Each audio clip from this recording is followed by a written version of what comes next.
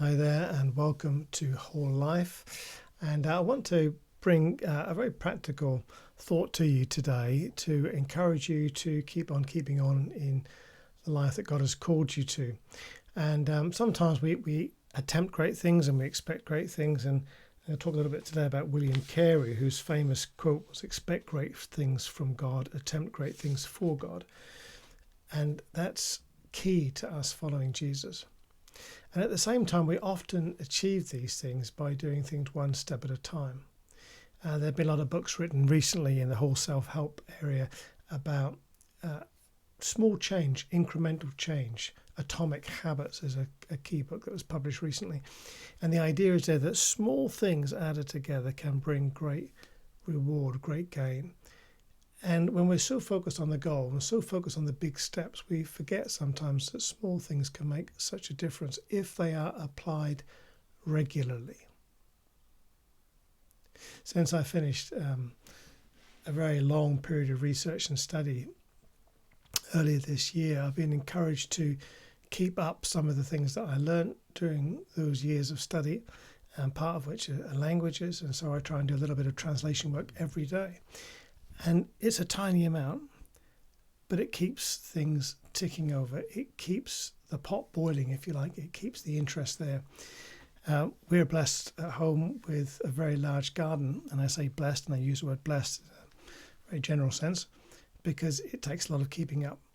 And before the summer, before our younger son got married, we managed to get the garden in quite a good state. And then over the summer, being very, very busy, and then all the rain that came at the end of the summer, you would think we'd never done any work on it. And there's a long patch between where our bins are at the side of our house and the front gate. And the edge of that drive was covered in weeds and thistles at the side where we drive the car. And I thought, well, this is just an impossibility to get this done. I'm not sure that embarrassment is the greatest reason for gardening, but sometimes it's what takes to get us to actually get on and do something. And that's what I did. And I took out a little bit of time each day over a period of days. And now I'm almost at the gate. When you've seen how long our drive is, you realise that this is no small thing. It's the power of incremental change. And it could be you've got a really big job to do. And it may be that you need to break that big job down into little steps. But you'll find, and especially as you invite God into these little steps, that the power of incremental change, especially when filled with the Spirit of God, can bring real lasting results. I talked a little bit about William Carey.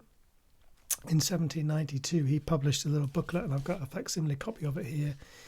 This one was printed in 1961, it's not as old.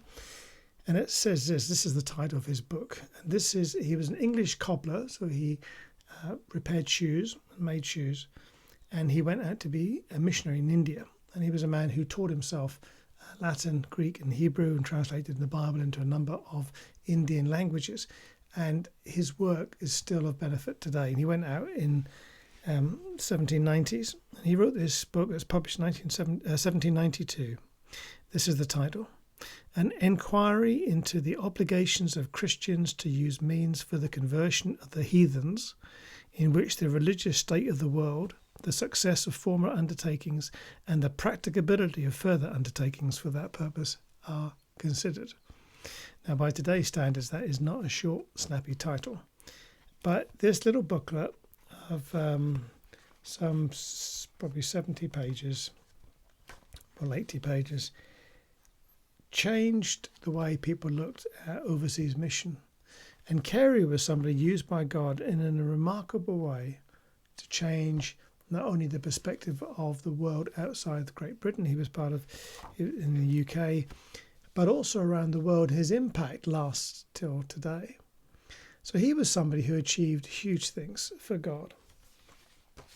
And when somebody asked him about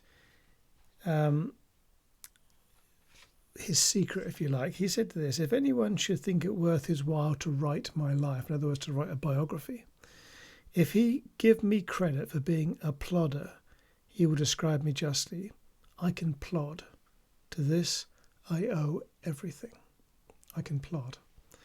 And you might think that this man who was self-taught and massively motivated by God and who achieved incredible things for God in his life, and really as a result of his ministry, since his death, incredible things have happened. You would hardly think of him as a plodder, and yet that's how he saw himself. He's someone who just kept on keeping on. And it's easy for us, I think, to lose sight of the fact that God has called us not to a sprint, but a marathon. And as we open ourselves up to God and say, God, will you use me? This little step, this little step, this little step. And each step seems almost insignificant. Yet when those steps are added together, we find that there is something amazing that God has done. Years and years ago, probably when I was a teenager, I helped my dad build the drive in the place where we lived in Norwich. And it was, we had it roughly flat, and we wanted to put down, we called it crazy paving. It's just different shape, pieces of stone with obviously a flat top, and there was sand and cement in between. Each one was important, and you could get so focused on the one and think, well, that just one stone that I put down is insignificant. And yet, as you then turned around and looked back and saw all that you had put down, you realised that these odd stones round about in the garden were actually becoming a drive, and that drive took our cars for decades. And the house obviously was sold some years ago after my parents had died, and I went past the house not too long ago, and I looked and I saw that that drive had gone, and the present owners had taken it up and done their own things with the property, as is obviously their privilege to do. But it made me think of that drive that was put down one stone at a time, each seemingly insignificant, and yet each stone was part of the whole.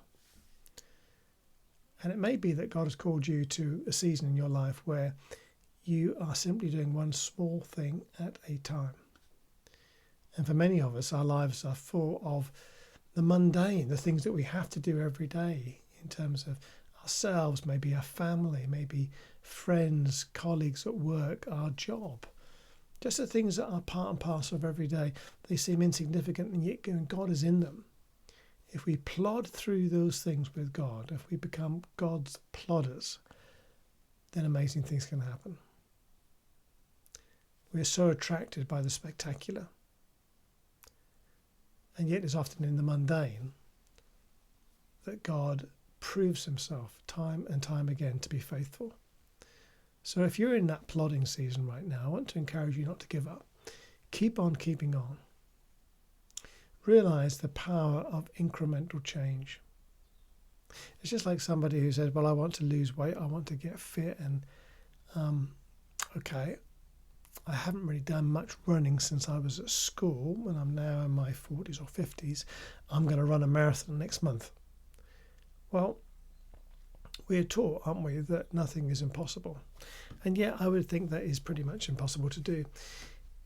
We start small, we keep at it, we're consistent, and gradually things begin to build. And it might be that you're thinking, well, God, I know, wants me to be a witness, and I'm just going to go and tell everybody on my whole street about Jesus. Well, if God really puts that on your heart, he will enable you to do that. But in all probability, these things start small, and it's just being available day after day after day after day, so that God can use you in whatever way he wants. And he can bring things into your life, bring people into your life in ways that you would never imagine, because you're plodding along. And there are times when we go faster, there are times we achieve more, but so often our lives are made up of millions of tiny steps. And each of those steps is important, and each of those steps has a place in God's economy and part of his plan for our lives. So I want to encourage you, keep on plodding, keep on going. Don't give up. Don't give in when it feels like, what is the point? When you're wondering, where are we going to go with this? When we're saying, God, are you really in this? God encourages us to keep on trusting him, to keep on moving forward, to do the things that we can do. And maybe your dreams haven't come true. Maybe you're dealing with disappointment. Maybe you're thinking, well, where's God been in all this? Well, what I would encourage you to do is say, God, what do you want me to do today? What can I move forward in today? How can I plod through today? I'm going to leave the future in your hands. There are things I don't understand. There are things that I'm disappointed in, but I'm going to trust you with that. And today I'm going to plod one step at a time and see where God takes you. So I hope you have a great week, and I bless you to be a plodder in the kingdom. It may not sound very attractive or very exciting, and yet it's part of God's heart and his plan for his people. So plod on for Jesus' sake. Amen.